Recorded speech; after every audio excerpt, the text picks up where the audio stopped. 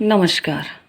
आज इस वीडियो में हम एजुकेशन बियॉन्ड बुक्स के एक अन्य इम्पॉर्टेंट विषय इफ़ेक्टिव लेसन पेसिंग पर बात करेंगे।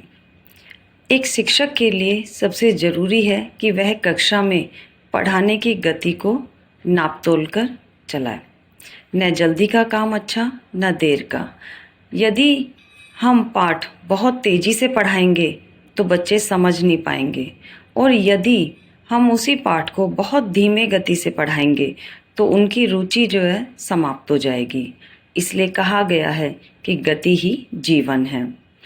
पाठ की रफ्तार ऐसी होनी चाहिए कि हर विद्यार्थी की पकड़ में बात आ जाए, यानी समय और पाठ्य वस्तु का सही संतुलन बनाए रखना चाहिए।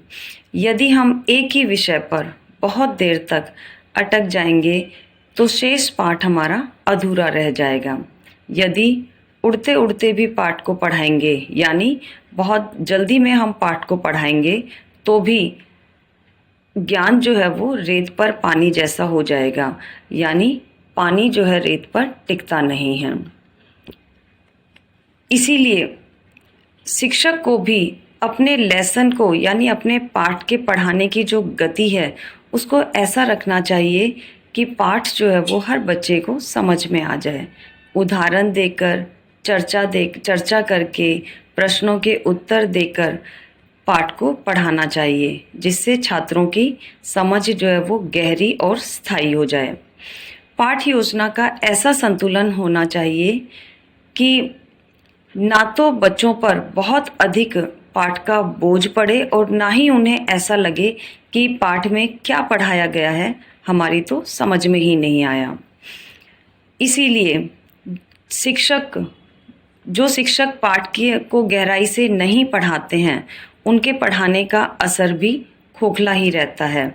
इसलिए पाठ की गति ऐसी रखनी चाहिए कि पाठ में जो बताया गया विषय है या जो पढ़ाया गया जो टॉपिक है वो हर छात्र तक अच्छे से पहुंच जाए।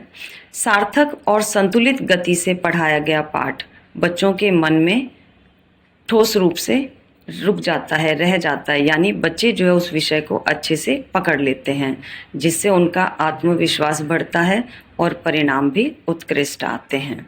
धन्यवाद।